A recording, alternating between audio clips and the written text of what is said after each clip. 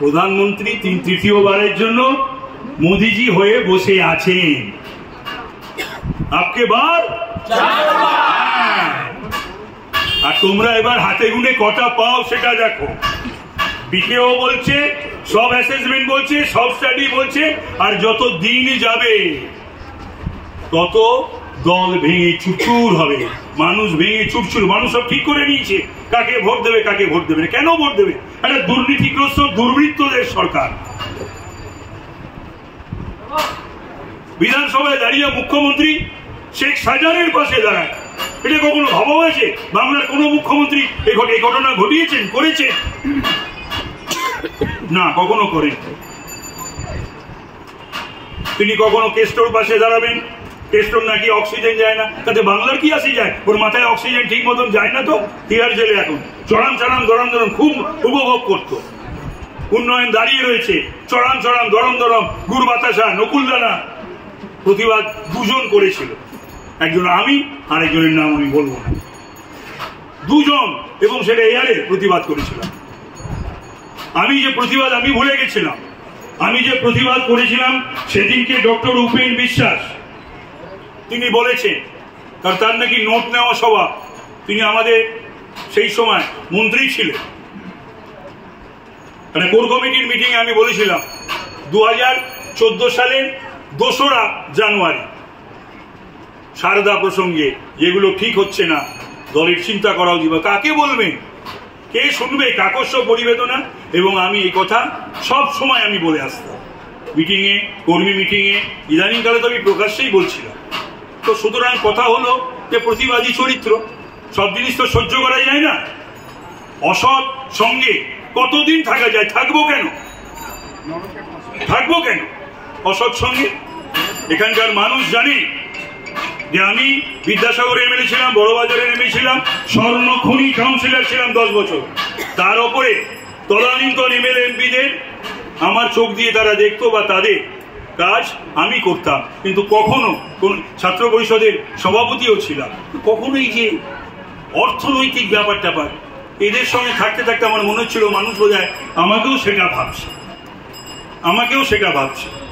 আর সেইটা আমি কাউকে বলেছিলাম কালিমালিপ্ত, আমি কাউকে বলেছিলাম যে সে জেল খাটা আসামি, তাই ইনফরমালি করে এই কাজটা করেছে। ভালো করেছে, বেশ করেছে। মানুষ বিশ্বাস করেনি, কোন রাজনৈতিক দলও বিশ্বাস করেনি। আর আমার বর্তমান যে দল, সেই দলও জানে, তারাও সেন্ট্রাল আইবি খোঁজ খবর নিয়ে তারা আমাকে শুধু গ্রহণ করেনি, তারা আমাকে গ্রহণ তো করেছে উত্তর কলকাতার মতন একটা প্রেস্টিজিয়াস আসনে, আমাকে বাংলার একটা প্রেস্টিজিয়াস আসনে তারা আমাকে প্রার্থী করেছে। খুশি তাই বলছেন ইদানিং কালে। গরমও পড়েছে, এমনি উনি বরাবরই একটু এরকম উল্টো পাল্টা ভুলভাল কথাবার্তা বলেন, নাথিং নিউ। এখন আবার গরম পড়েছে, এই গরমে যা পারছেন তাই বলছেন।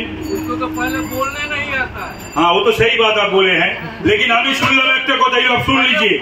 परसों नहीं, ये तरसों दिन हाँ हम मंदिर जाते हैं, आज नहीं, हम मंदिर जाते हैं। আমি প্রতিদিন সুযোগ পেলে মন্দিরে যাব, আজ নয়। আমি ঠাকুর বাড়ির ছেলে, আমি নিজে কালীর ভক্ত, কালীর উপাসক। আর আমার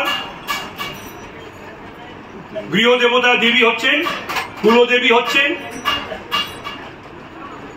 সিংহবাহিনী। কিন্তু আমি শুনলাম কটাক্ষ করেছে আমাকে এই কলকাতা উত্তরে তৃণমূলের প্রার্থী। আমি মন্দিরে যাচ্ছি, যারা মন্দিরে যাবেন আমায় ভোট দেবেন, যারা মন্দিরে যান না আমায় ভোট দিতে হবে না। জয় শ্রীরাম, জয় শ্রীরাম। মন্দিরে যারা যান, একটা ভোটও যিনি এই আমাকে কটাক্ষ করেছেন মন্দিরে যাওয়া নিয়ে, একখানা আধখানা ভোটও তাকে দেবেন না। এটা আমার কাছে, আপনাদের কাছে আমার অনুরোধ। এই সেকুলার যারা বলে না নির্বাচনের সময়, কমিউনাল নন কমিউনাল কথা যারা বলে না নির্বাচনের সময়, শুনে রাখুন, আমার দীর্ঘ রাজনৈতিক জীবন কারুর থেকে কম নয়, কারুর থেকে আমার শেখার নেই বিশেষ কিছু। জানবেন তারা সবচেয়ে বড় কমিউনাল, তারা সবচেয়ে বড় নন সেকুলার। এই নির্বাচনের সময় এই শব্দগুলো তারা ব্যবহার করে। স্পষ্ট কথা বলতে পারে না, খাঁটি কথা বলতে পারে না। এই এক বেগদের মধ্যে মুখ আর হৃদয়ের মধ্যে তাদের পার্থক্য আছে, আমাদের মুখ আর হৃদয়ের মধ্যে কোনো পার্থক্য নেই, যা মনে করি সেটাই বলি।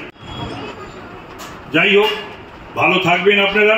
আমাদের একটা নির্বাচনী কার্যালয়ের প্রয়োজন ছিল, আমি কৃতজ্ঞ যারা এই নির্বাচনী কার্যালয় করেছেন, এবং এই নির্বাচনী কার্যালয় পুরো দস্তুরভাবে চলবে। পরবর্তীকালে নিশ্চয়ই আমাদের পার্মানেন্ট, এখানে হোক বা অন্যত্র 49 নম্বর ওয়ার্ডে আমাদের পার্মানেন্ট পার্টি অফিসের বন্দোবস্ত হবে সর্বত্র। আমরা যেখানে যেখানে নেই সেখানে সেখানে করছি। এই লড়াই বাঁচার লড়াই, বাঁচানোর লড়াই,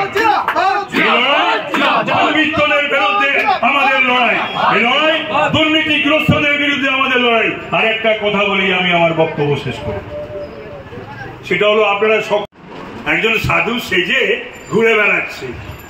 এখনকার বাচ্চারা, ইয়াং ছেলেরা নয় জানে না, সজল নয় না জানতে পারে, তাপস রায় তো জানে, সবাই জানে বোধহয় রোজ ভ্যালি, না শুধু রোজ ভ্যালি না, ঘুষি টু ভ্যালি সবাই জানে সুদীপের কেলি। 1973 সালের ঘুষি কেলেঙ্কারির নায়ক, ওগুলো খুচরো আমি যাচ্ছি না, কোনো খুচরো আমি বলবো না। বড় স্ক্যাম, কংগ্রেস আমলের বড় স্ক্যাম কি ছিল 72 থেকে 77? ঘুষি কেলেঙ্কারি, হুইট ব্র্যান্ড। আর ইদানিং কালের সবচেয়ে বড় স্ক্যামের মধ্যে অন্যতম রোজ ভ্যালি। সেই মানুষটা আপনাদের কাছে ভোট চাইতে আসবে। এই লড়াইটা সাধু ভার্সেস অসাধু, সৎ ভার্সেস অসৎ, দুর্নীতিগ্রস্তের সঙ্গে নীতিনিষ্ঠ মানুষদের লড়াই। এই লড়াইয়ে জিততেই হবে, জিততেই হবে, জিততেই হবে। এই কথা বলে আমার বক্তব্য শেষ করলাম। নমস্কার, ধন্যবাদ, জয় শ্রীরাম।